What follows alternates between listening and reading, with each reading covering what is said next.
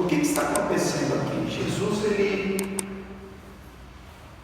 estava no templo, ensinando como era o seu costume, e ele já vinha sendo observado pelos escribas, pelos fariseus, por aqueles homens que ouviam o ensinamento de Jesus e ficavam procurando algum motivo para acusá-lo de blasfêmia contra a lei de Moisés.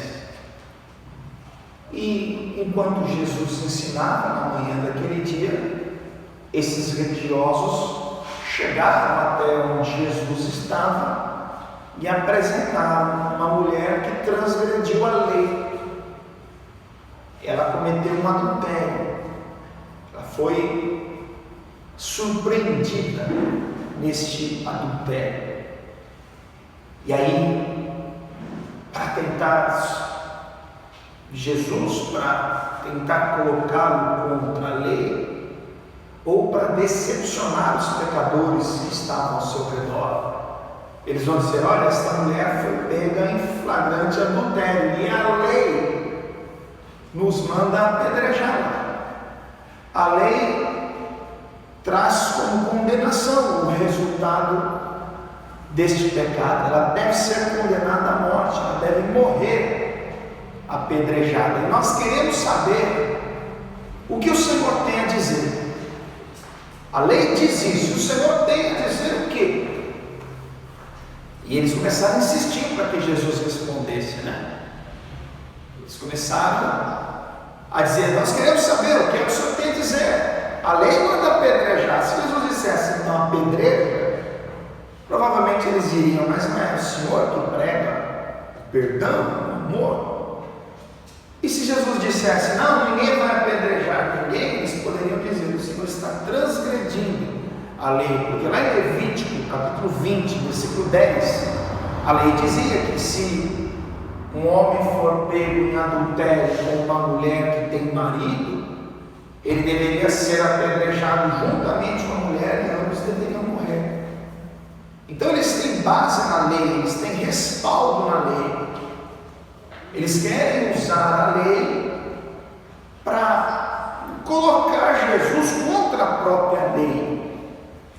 E aí Jesus, inteligentemente, porque Jesus não pode ser surpreendido, amém? Jesus vai responder o seguinte: Evangelho segundo João, capítulo de número 8,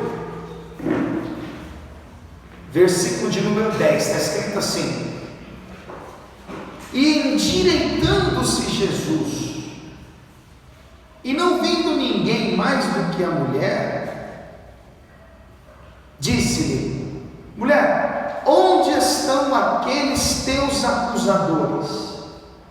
Ninguém te condenou. Por que esses acusadores, aqueles homens que apontaram o dedo, que desejavam mal contra ela, por que eles saíram de perto? Observe o versículo de número 7. Está escrito assim: e como insistissem, perguntando-lhe, endireitou-se e disse-lhes: aquele que dentre vós está sem pecado, seja o primeiro que atire pedra contra ela. Ou seja, Jesus, ele fez cada um colocar a mão na sua própria consciência, porque todos tinham pecados. 1 João capítulo 1, versículo 8 diz que se nós dissermos que nós não pecamos, nós nos fazemos mentirosos. A intenção de condená-la, a intenção de colocar Jesus contra a lei, simplesmente revela a obra redentora de Cristo Jesus, revelando o seu poder de perdoar pecados e livrar os pecadores perdidos da sua condenação. Por isso que no versículo de número 10, João capítulo 8, versículo 10, e endireitando-se Jesus e não vendo ninguém mais do que a mulher, disse-lhe: mulher, onde estão aqueles teus acusadores? Onde estão as pessoas que queriam condená-la à morte? Onde estão aqueles que defendiam o cumprimento da lei? Onde estão aqueles que mostravam a sua real a sua real promiscuidade? Onde estão aqueles que desejavam a sua condenação? Aí versículo 11 diz assim: e ela disse: ninguém, Senhor, ninguém me condenou. E disse-lhe Jesus: nem eu também te condeno. Vai-te e não peques mais. Curva a sua cabeça, feche os olhos, por favor. Pai Santo, Deus bendito, Deus Todo-Poderoso, mais uma vez nós estamos na Tua casa e agora é o momento de ouvirmos a Tua voz, Senhor, de ouvirmos a Tua palavra e pedimos ao Teu Espírito Santo que fale ao nosso coração, ao nosso espírito, à nossa alma, revelando-nos, ó Deus, a Tua vontade, aquilo que o Senhor quer de nós, nos ensinando cada vez mais acerca da Sua obra expiatória, acerca do sacrifício feito por Jesus para a remissão dos nossos pecados. Meu Deus, onde esta palavra estiver sendo ouvida, toque corações, ministra cada uma das vidas, fale com os nossos irmãos que nos acompanham nos seus lares, os nossos amigos nas redes sociais, abra o nosso coração, o nosso entendimento para compreendermos aquilo que o Senhor tem a tratar conosco, Pai. Que assim seja feito, em nome de Jesus, amém, e graças a Deus. Pode sentar no seu lugar, por favor. Quando Deus libertou os israelitas do Egito, onde eles amargavam a vida há muitos séculos, Deus, Ele teve o cuidado de se revelar à nação, pois Deus sabia que os israelitas que estavam sendo libertos da escravidão do Egito nasceram lá e, portanto, conheciam os deuses do Egito, conheciam a cultura religiosa daqueles povos, sabiam que eles acreditavam numa ampla variedade de deuses. Então Deus se revela como Deus da provisão, quando Deus envia a comida do céu, quando Deus faz a água sair da rocha. Deus mostra a eles que tem o poder de dar vitórias, mesmo sendo eles despreparados para o conflito, para o combate. Mesmo no capítulo de número 17, Deus deu a eles vitória contra os amalequitas. Então, depois de se revelar, depois de mostrar a sua grandeza, a sua força, o seu poder, através daquilo que Deus fez, através das suas obras, então Deus chama Moisés e diz: Moisés, diz a eles que eu quero que eles sejam o meu povo. Êxodo 19:5.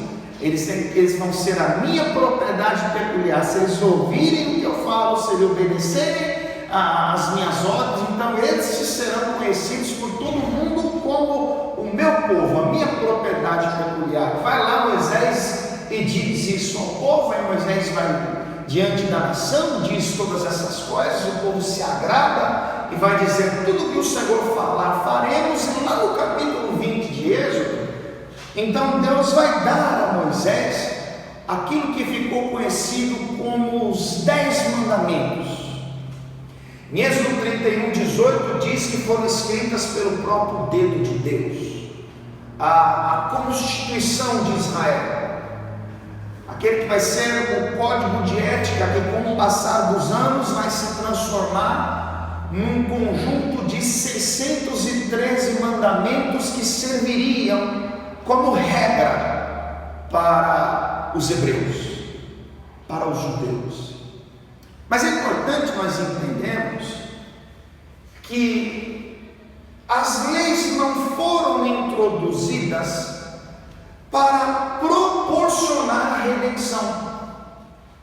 As leis não foram introduzidas para salvar o homem, mas para revelar o quanto essa redenção se faz necessária.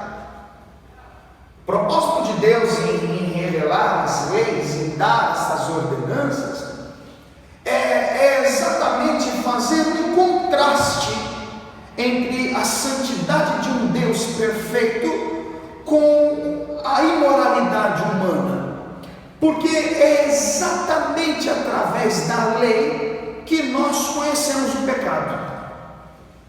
É exatamente por causa da lei que nós conseguimos entender o que é certo e o que é errado. Então, o propósito da lei não é proporcionar ao homem a redenção, mas é mostrar para a humanidade o quanto essa redenção se faz necessária. Por que nós sabemos que é errado matar? Porque Deus disse: não matarás. Por que nós sabemos que é errado adulterar? Porque Deus diz: não adulterarás. Então é através da lei que nós temos consciência do pecado. Se você pegar um carro, por exemplo, e sair dirigindo por aí, você vai perceber que quando o sinal ficar vermelho, imediatamente a sua consciência te informa: você tem que parar. Por quê? Porque existe uma lei para isso. Se você não parar, você corre o risco de ser penalizado, punido, porque é por causa da lei de trânsito ou das leis do trânsito que você entende que passar o semáforo no sinal vermelho, você pode ser punido, você pode levar uma multa. Existem as leis trabalhistas que dá ao empregador quanto ao empregado um padrão, um conjunto de regras para que ele saiba o que é legal e o que é ilegal. Então é através das leis de Deus que a consciência humana é desperta acerca daquilo que é certo e errado. Escute, a lei não salva ninguém. Não é o cumprimento de um conjunto de regras que o homem é salvo. As pessoas ainda dizem: não, tem que guardar o sábado, tem que praticar isso aqui, esse mandamento. Não, a ideia da lei não é salvar. Olha o que Paulo escreveu na carta aos Romanos capítulo 3, para você entender isso melhor. Romanos capítulo de número 3,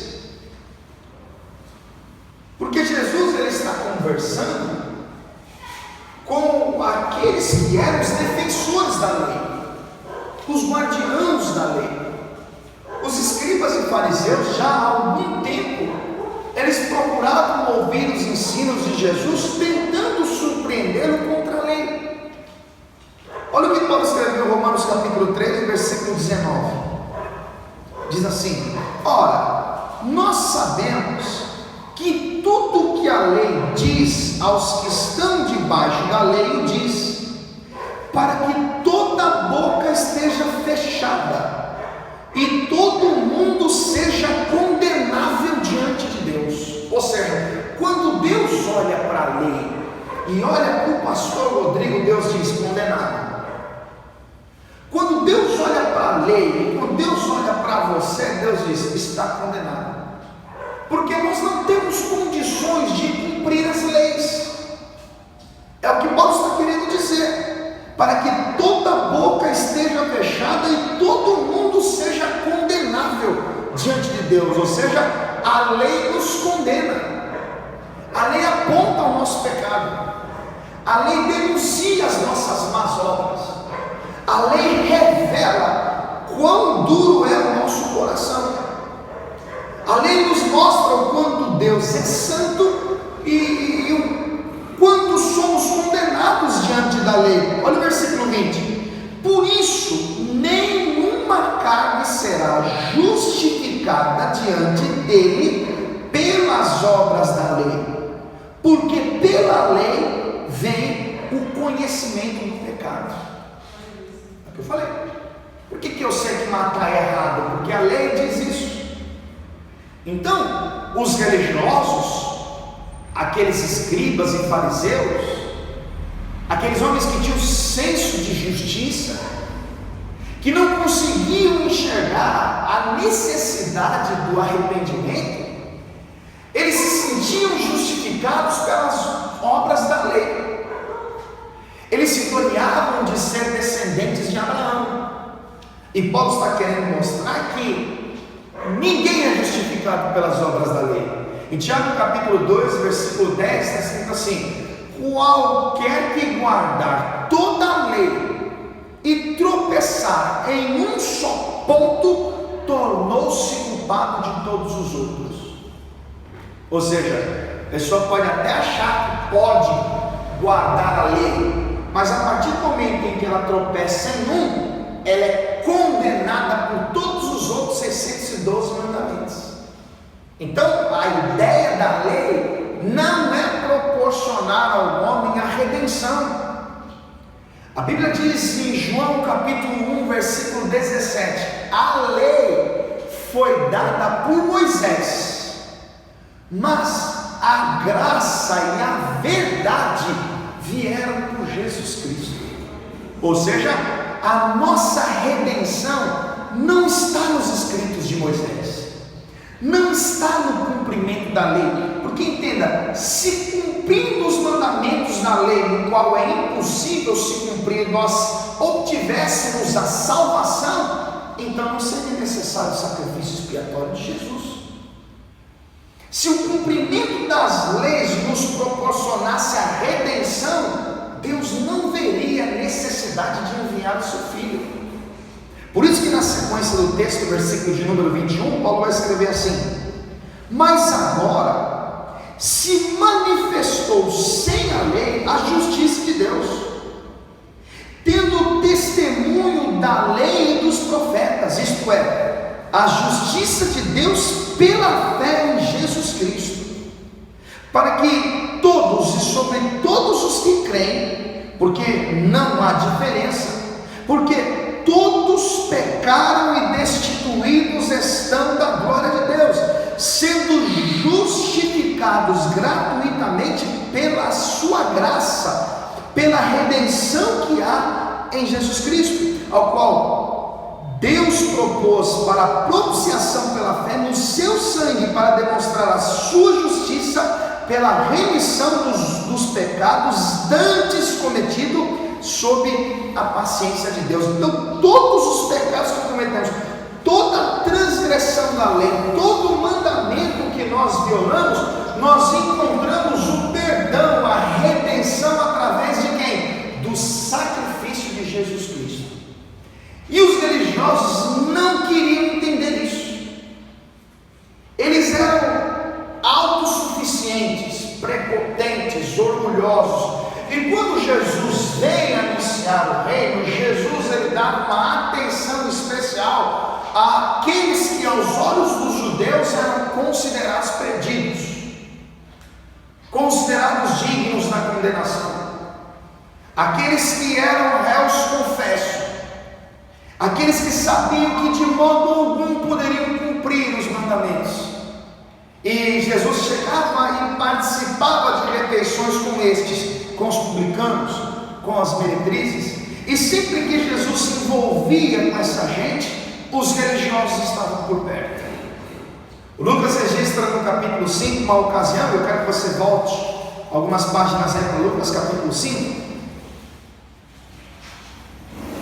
Jesus ele vai ao encontro de um homem que era funcionário público de Roma, um homem que era chamado Levi, e que foi chamado por Jesus para ser o seu seguidor.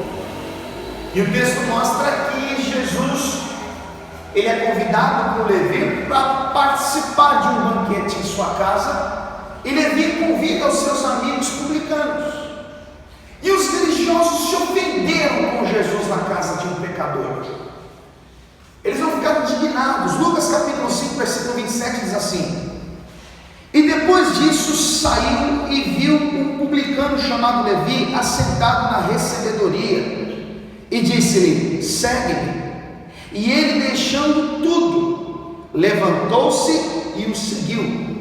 E fez-lhe Levi um grande banquete em sua casa, e havia ali uma multidão de publicanos e outros que estavam com eles à mesa. Então entenda o cenário: Jesus, que se dizia santo, que já havia assumido ser o pão vivo que desceu do céu, o verbo que se fez carne, o santo de Deus, na companhia de homens que eram considerados pelos judeus religiosos imorais, indecentes, perdidos e dignos de toda condenação. E estes religiosos reprovaram a atitude de Jesus, reprovaram o fato de Jesus participar de comunhão com essa gente indecente. Veja o versículo de número 30. E os escribas deles e os fariseus murmuravam contra os seus discípulos, dizendo: por que comeis e bebeis com publicanos e pecadores? Ou seja, por que ele se diz filho de Deus? Por que ele se diz Messias? Por que ele se diz santo? Por que ele se diz justo? Por que ele se diz Deus e se confraterniza com essa gente moral?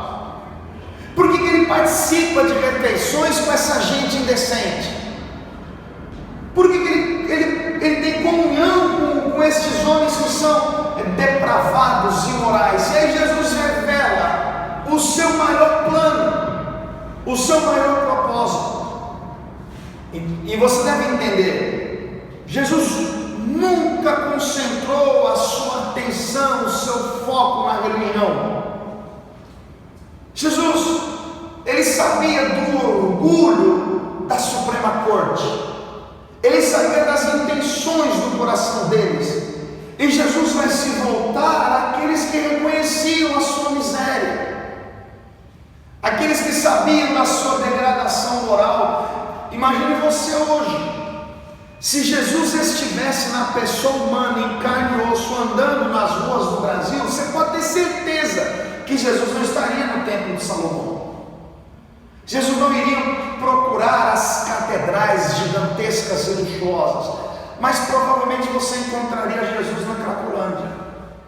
Era mais fácil você encontrar Jesus nas esquinas, levando uma mensagem às prostitutas, porque Jesus vai dizer no versículo de número 31, veja: e Jesus respondendo disse-lhes: não necessitam de médicos que estão sãos, mas sim os que estão enfermos.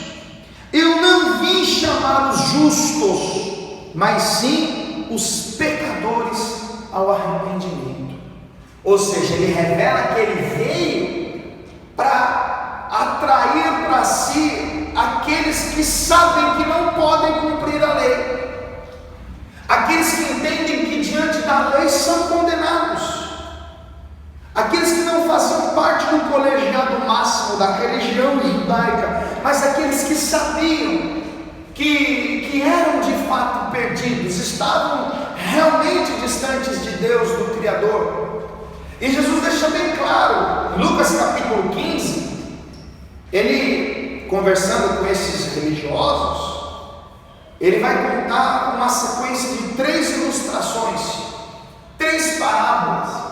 E na primeira, Jesus diz para eles que um moço, ele tinha 100 ovelhas, mas ao contar ele percebe que uma havia se perdido, então ele deixa as 99 e ele parte à procura daquela que estava perdida.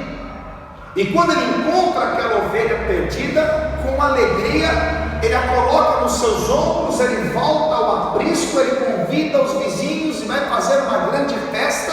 E em Lucas capítulo 15, versículo 7, Jesus vai dizer que há uma grande alegria no céu quando um pecador se arrepende. E Jesus conta a segunda parábola dizendo que uma mulher, ela tinha 10 dracmas, mas ela perde uma dracma. Então ela acende uma candeia, ela começa a varrer a casa, procura com diligência até achar, e quando ela encontra, ela se alegra, chama as vizinhas. E em Lucas capítulo 15, versículo 10, Jesus vai dizer a mesma coisa, acerca da alegria que há nos céus, a festa que há nos céus, quando o pecador se arrepende.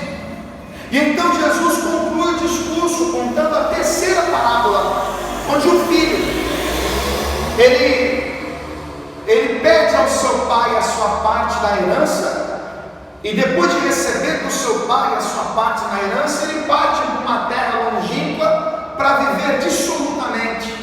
E diz a palavra que ele vai dispersar tudo que ele tinha, vai perder tudo, a sua herança vai ser dispersada com prostitutas e meretrizes. E então vem um tempo de fome na terra, e este filho começa a padecer necessidades, sentindo o desejo de se alimentar com as alfarrobas, as bolotas dos porcos. E diz o texto que aquele filho perdido, ele cai em si e começa a pensar: quantos trabalhadores do meu pai têm comida em abundância e eu aqui pereço fome? Então aquele filho volta para os braços do pai, que o recebe de braços abertos. Aquele filho que reconheceu que estava distante do pai, que a sua vida virou uma miséria, uma ruína, uma do pai, mas ele caiu em si, ele reconheceu que falhou, ele vai dizer: pai, eu pequei contra ti, e ele volta para os braços do pai. E um segundo filho, que nunca saiu de casa, um segundo filho, e esse segundo filho representa exatamente os religiosos judeus, ele vai se indignar com o fato do pai receber o filho perdido de braços abertos e dar uma grande festa,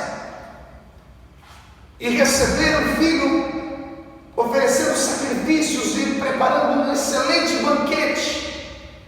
Aquele filho que estava em casa fica indignado, e o pai vai dizer: olha, este filho estava perdido, mas foi achado. Esse filho estava morto e reviveu. Jesus mostra que a sua intenção, a sua proposta, a sua missão, nas 3 parábolas que ele conta, é trazer os perdidos para si. É trazer aqueles que entendem que, como pecadores, como dignos de toda condenação, eles necessitam de um Salvador. Então, é comum, aliás, você olhar para a Escritura, e principalmente nos registros de Lucas, e perceber que sempre quando Jesus estava rodeado de pecadores ao seu redor, no meio deles estavam infiltrados os religiosos, aqueles homens que reprovavam os ensinos de Jesus, aqueles homens que não concordavam com aquilo que Jesus ensinava. Lucas narra que um dia Jesus ele vai a um jantar na casa de um fariseu, e quando Jesus estava naquela casa, uma mulher pecadora, vamos aqui para o Evangelho segundo Lucas, capítulo 7, estamos aí pertinho. Lucas capítulo 7, entenda isso aqui: todo servo, todo escravo, quando se aproximava a hora da chegada do seu senhor, ele aguardava a chegada do seu senhor com um recipiente com água e um pano, porque as ruas eram empoeiradas. Então, quando o senhor chegava em casa, o seu servo imediatamente fazia a purificação dos seus pés e enxugava com o pano. Isso era para o seu senhor uma honra que era oferecida pelo seu servo. E quando Jesus percebe que Simão julga aquela mulher pecadora, quando Jesus percebe que ele tinha um conceito em relação àquela mulher, Jesus vai dizer essas coisas para ele. Acompanhe a leitura do texto. Evangelho segundo Lucas capítulo 7. Olha o que está escrito a partir do versículo 36. Lucas capítulo 7, versículo 36, está escrito assim: e rogou-lhe um dos fariseus que comesse com ele, e entrando em casa do fariseu, assentou-se à mesa. E eis que uma mulher da cidade, uma pecadora, entenda isso aqui, quando ele fala uma pecadora, ele está resumindo em uma palavra todas as imoralidades daquela mulher. Ele resume toda a promiscuidade vivida por ela. Ele poderia dizer uma mulher adúltera, uma mulher mentirosa, uma mulher gananciosa, uma escarnecedora, uma mulher da vida. Ele poderia dizer uma mulher prostituta, uma mulher indecente, uma mulher imoral. Ele resume todas as desqualificações morais em uma palavra: uma mulher pecadora. Pecadora. É assim que ela é apresentada. Versículo 37: e eis que uma mulher da cidade, uma pecadora, sabendo que ele estava à mesa em casa do fariseu, levou um vaso de alabastro com unguento, e estando por detrás aos seus pés, chorando, começou a regar-lhe os pés com lágrimas, e enxugava-lhes com os cabelos da sua cabeça, e beijava-lhe os pés e ungia-los com unguento. Quando isso viu o fariseu que o tinha convidado, falava consigo dizendo, presta atenção nisso aqui, quando o texto diz falava consigo, o Simão está pensando, ele está falando com ele mesmo. Olha o que ele pensava: se este fora profeta, saberia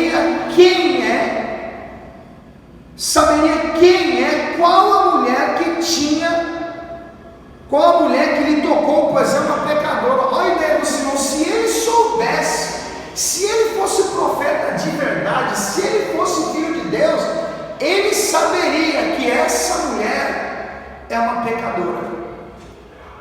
Ou seja, o Simão tem um conceito formado.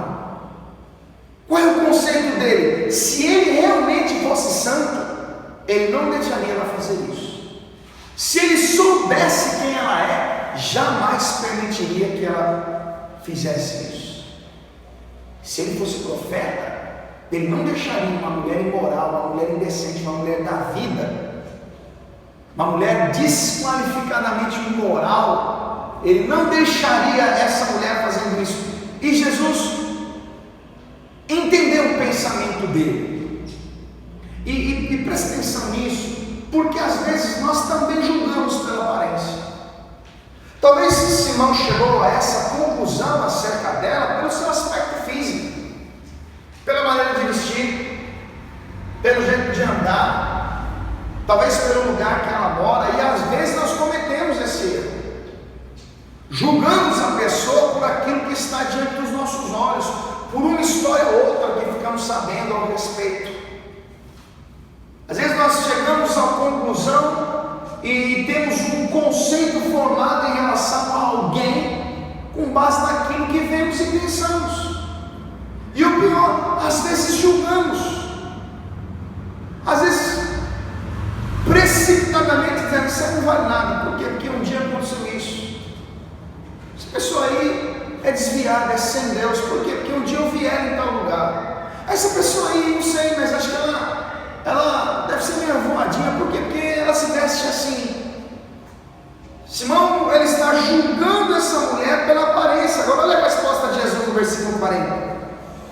E respondendo Jesus, disse-lhe: Simão, uma coisa tenho a dizer-te. E ele diz, mestre.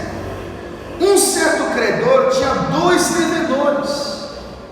Um devia-lhe 500 dinheiros e outro 50. E não tendo eles com que pagar, perdoou-lhe a ambos. Dize, pois, qual deles o amará mais? Olha a ideia de Jesus. Uma dívida que não podia ser paga. Um devia 500, uma dívida muito alta. O outro devia 50. Aí Jesus pergunta: qual desses perdoou mais? Aí, versículo de número 43. E Simão respondendo disse: tenho para mim que é aquele a quem mais perdoou. E ele lhe disse: julgaste bem, é isso mesmo, você tem razão, que tinha dívida mais alta. E voltando-se para a mulher, disse a Simão: vês tu esta mulher? Entrei em tua casa e não me deste água para os pés, mas esta regou-me os pés com lágrimas e nos enxugou com os seus cabelos. Não me deste beijo, ósculo, mas essa, desde que entrou, não tem cessado de me beijar os pés.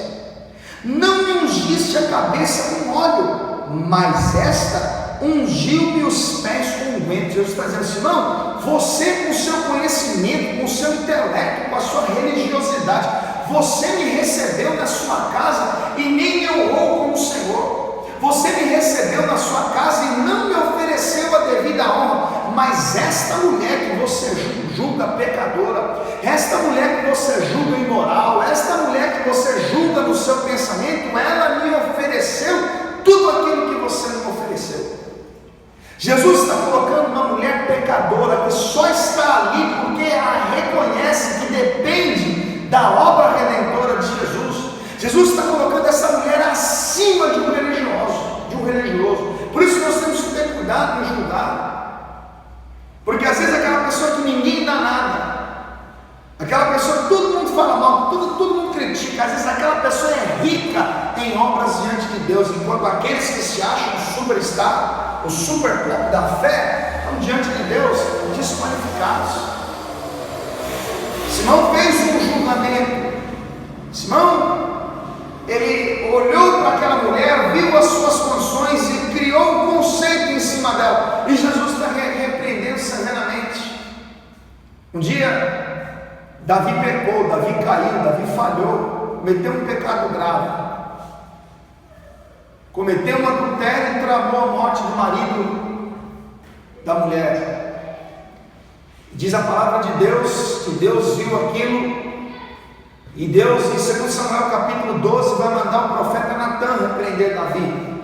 E Natan chega e conta uma parábola. E a parábola que Natan conta, ele diz que havia um homem muito rico que tinha muitas ovelhas, e havia um segundo homem, um homem pobre, que só tinha uma cordeirinha, que tratava como se fosse sua filha, comia no mesmo prato que ela, bebia no mesmo recipiente que ela. E um dia o homem rico recebeu um visitante, e quando ele recebeu um visitante, ao invés de ele pegar das suas ovelhas e preparar uma refeição para o visitante, esse homem rico vai e pega a única ovelha que o homem pobre tinha e criou com muito sacrifício.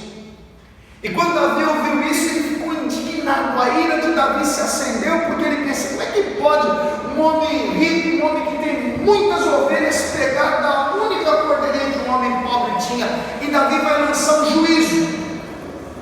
Davi vai proferir um julgamento: esse homem é digno de morte, ele tem que ser punido.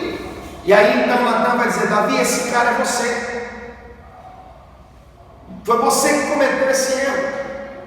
Deus te deu tudo, Deus te deu o reino, Deus te deu o trono, Deus te deu as mulheres de Saul. E se você precisasse de mais, Deus te daria, mas você desejou a única mulher de um homem que está na guerra. E às vezes nós fazemos isso. Nós olhamos para os erros que nós cometemos, contando com a misericórdia de Deus. Mas quando os outros cometem o erro, nós exercemos juízo. Muitas vezes nos alegramos com a queda dos outros. Muitas vezes achamos que Deus tem que pegar e quebrar no meio, Deus tem que castigar, Deus tem que punir. Mas e quando nós erramos? E quando nós cometemos os mesmos erros? E quando nós falhamos? Jesus vai dizer em Mateus capítulo 7, versículo 1: não julgueis para que não sejais julgados. Com o mesmo juízo que você julgar, você vai ser julgado. Davi vai viver um período difícil dentro da sua casa, com os seus filhos, justamente por ele ter exercido um juízo, quando na verdade o réu era ele mesmo. Davi pecou, Davi falhou. Quando Davi ele é repreendido por Deus através do profeta, ele demonstra rigor no seu julgamento. Ele sabia que existiam leis, ele sabia que o homem estava debaixo do jugo da lei. E os religiosos, eles estavam o tempo todo examinando Jesus no seu discurso, no seu sermão. E na manhã daquele dia, Jesus ele está sentado no templo, ensinando alguns imigrantes que estavam ali ouvindo o seu discurso. E diz a palavra que os religiosos chegaram até Jesus, apresentando uma mulher que foi surpreendida violando a lei. Foi pega no ato do adultério. Vamos voltar lá para onde nós iniciamos a mensagem. João capítulo 8. Evangelho segundo João capítulo 8, versículo de número 2. Está escrito assim: e pela manhã cedo voltou para o templo, e todo o povo vinha ter com ele, e assentando-se os ensinava. E os escribas e fariseus trouxeram-lhe uma mulher apanhada em adultério, e pondo-a no meio, disseram-lhe: mestre, esta mulher foi apanhada no próprio ato adulterando, e na lei nos mandou Moisés que as tais sejam apedrejadas. E tu que diz? Olha, o mestre, nós queremos que o Senhor diz: essa mulher aqui, ela foi pega em constante ato de adultério, foi pega em flagrante, nós vimos, está aqui. Eles colocaram a mulher no meio e tinha uma acusação contra ela. Essa mulher violou a lei, e a lei era severa. Você lê lá, eu citei aqui Levítico capítulo 20, versículo 10, mas em Deuteronômio capítulo 22, versículo 22, diz praticamente a mesma coisa. quando houvesse flagrante adultério, os dois deveriam ser apedrejados e mortos, para que o mal saísse de Israel, é assim que diz o texto.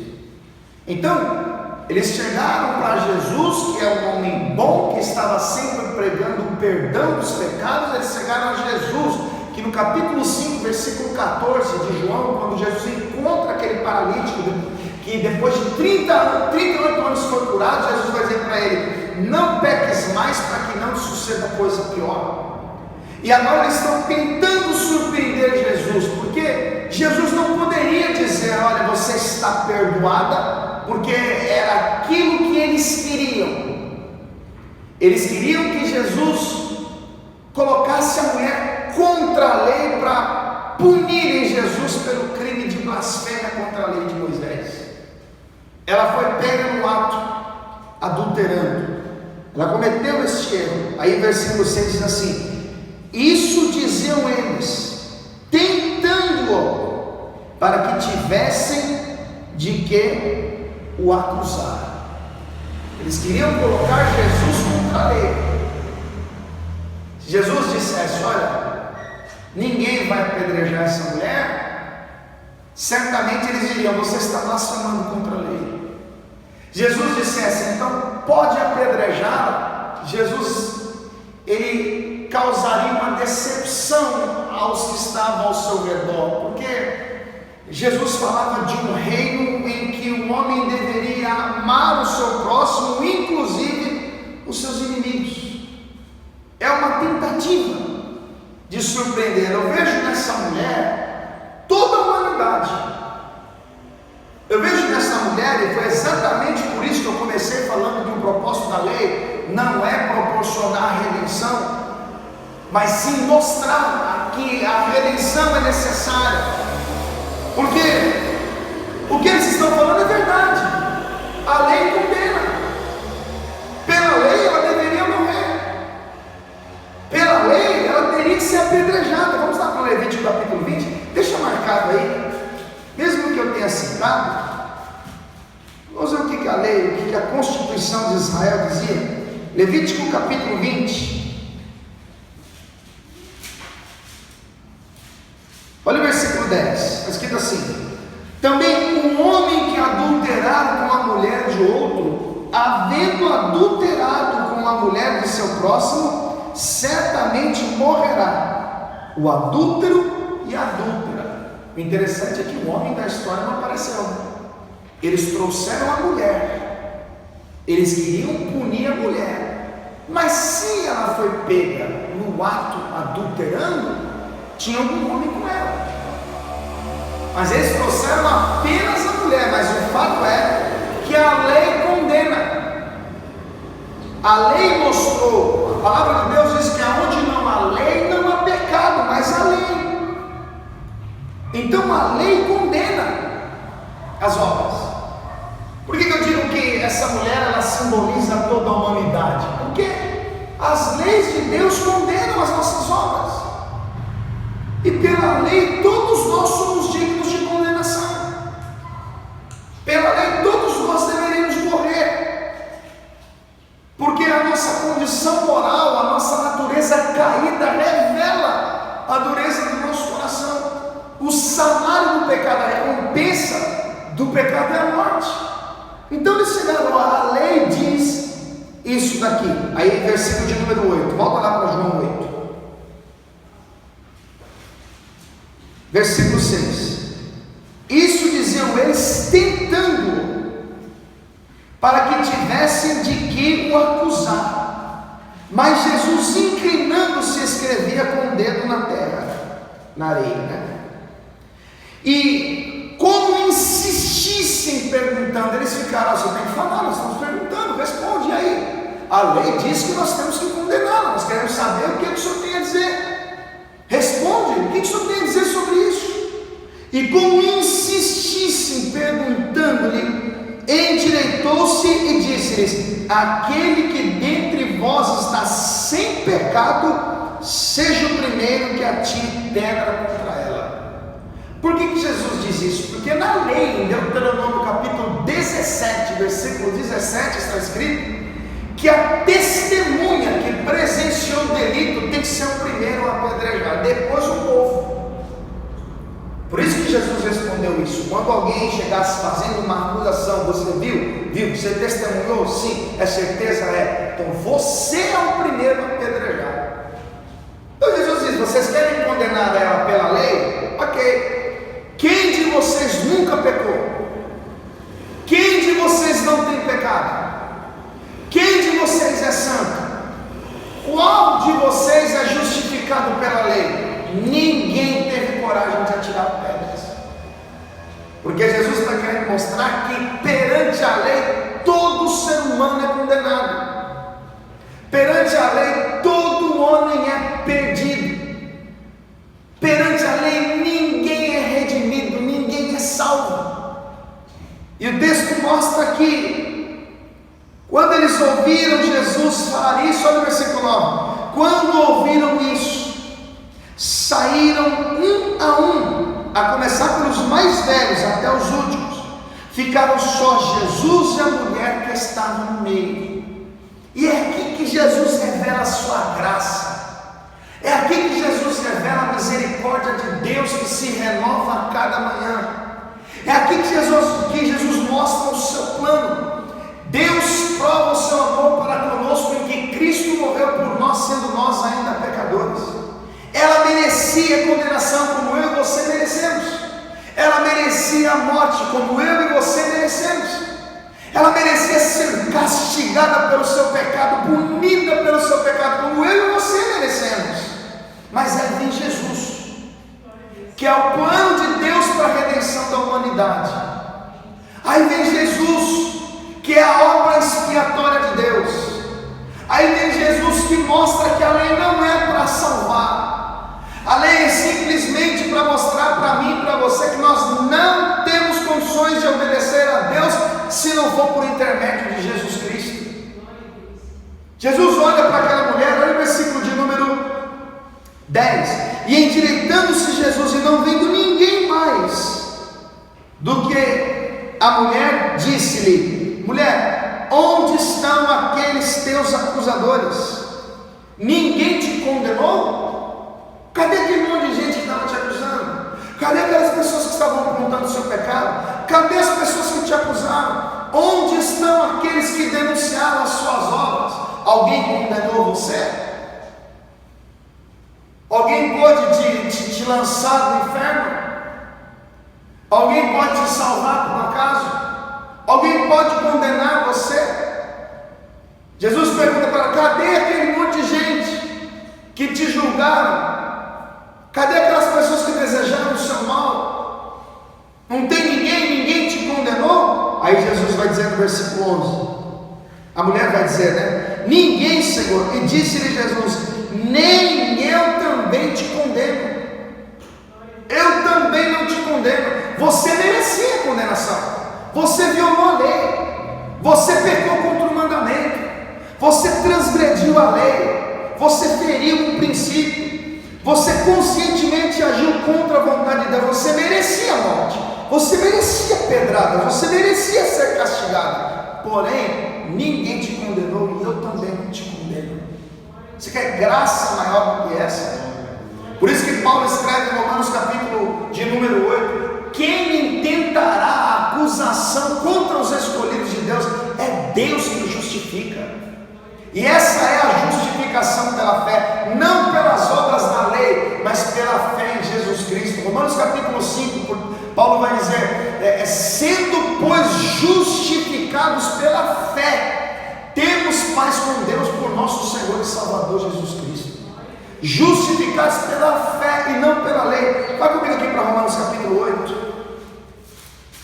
Carta de Paulo aos Romanos capítulo 8,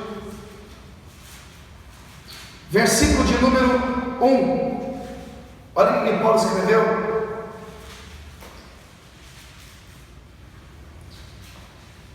Portanto, agora nenhuma condenação há para os que estão em Cristo Jesus, que não andam segundo a carne, mas segundo o Espírito.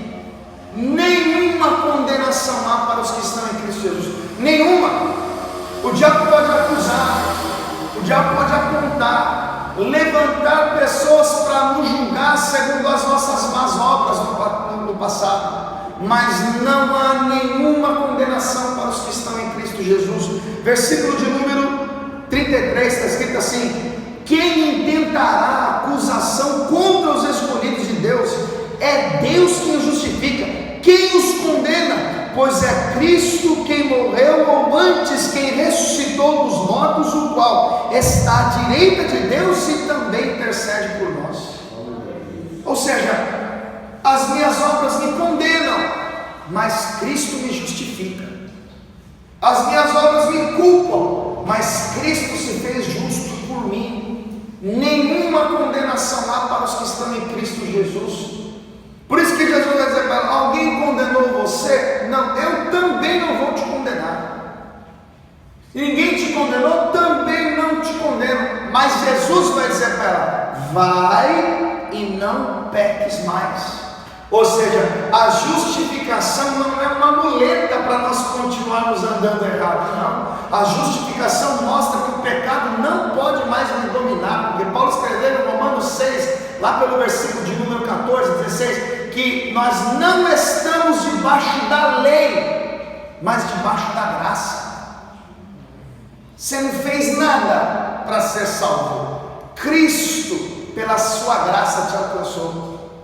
Efésios 2,8 diz: pela graça sois salvos mediante a fé. Isso não vem de vós para que se glorie, não vem das obras para que se glorie, é um presente de Deus, é um dom de Deus. Nós somos totalmente merecedores da condenação, mas Deus, por sua graça, pelo seu amor, pela sua misericórdia, nos salvou, nos limpou, nos perdoou, nos redimiu através do derramamento de sangue do seu Filho Jesus. Por isso que Paulo vai escrever: se alguém está em Cristo, é uma nova pessoa. As coisas velhas já passaram e tudo se fez novo. É pela graça, é pela obra redentora. Não são os meus esforços, não é o meu intelecto, não é a minha inteligência espiritual, não é as minhas boas obras, não é o meu coração bonzinho. É o amor de Deus que se manifestou através de Jesus Cristo. É por isso que você é salvo. Paulo escreveu em 2 Coríntios capítulo 5, versículo de número 18: e tudo isso provém de Deus, que nos reconciliou consigo mesmo por Jesus Cristo e nos deu o ministério da reconciliação. Isto é, Deus estava em Cristo reconciliando consigo o mundo, não lhes imputando os seus pecados, e pôs em nós a palavra da reconciliação, de sorte que somos embaixadores da parte de Cristo, como se Deus por nós rogasse. Rogamo-vos, pois, da parte de Cristo, que vos reconcilieis com Deus. Diga glória a Deus. Ou seja, a obra é dele, o propósito é dele, o trabalhar é dele. Nós não somos salvos por aquilo que fazemos, nós não somos salvos por aquilo que somos, nós somos salvos por aquilo que Deus fez por nós. Nós somos salvos pela obra expiatória e redentora de Cristo Jesus. Versículo 21: aquele que não conheceu o pecado, o fez pecado por nós, para que nele fôssemos feitos justiça de Deus. Nele fôssemos feitos justiça de Deus. Então Deus olha para o Rodrigo, condenado, merece ir para o inferno, merece pagar pelos seus pecados, mas aí ele olha para a cruz e viu Jesus lá. E quando ele viu Jesus lá, ele entendeu que ele me condenou em Jesus, ele me puniu em Jesus. O castigo que me traz a paz estava sobre ele, pelas suas feridas eu fui sarado. Então quando Deus ele olha para mim, ele me vê um homem justo, não por justiça própria, mas pelo sangue de Jesus que foi derramado. Quando ele olha para mim, ele me vê justificado pela obra expiatória de Cristo Jesus. Eu acredito no sacrifício dele, eu tomei posse do sacrifício dele, eu entendi que o meu dever como servo é ir e não viver mais na prática do erro. Eu fui feito justiça de Deus, e a lei não pode fazer isso. A lei não pode me salvar, A lei não pode me proporcionar redenção, não. A lei me mostra onde eu estou errando. A lei me mostra o quão pecador e depravado eu sou. A lei me mostra o quanto eu preciso de uma redenção, de um Salvador. Por isso que eles chegaram com a mulher lá e a lei mostrava, ela precisa ser condenada. Ela transgrediu a lei, ela falhou, ela violou o mandamento. Aí Jesus disse: alguém te condenou, mulher? Não. Eu também não te condeno. Vai e não peques mais. Jesus poderia pela lei condená-la, mas ele veio justamente para perecer no lugar de todos os pecadores que creem no seu nome. Porque Deus enviou o seu Filho ao mundo não para condenar o mundo, mas para que o mundo fosse salvo por ele. E glória a Deus por essa grande obra. Vamos ficar todos de pé.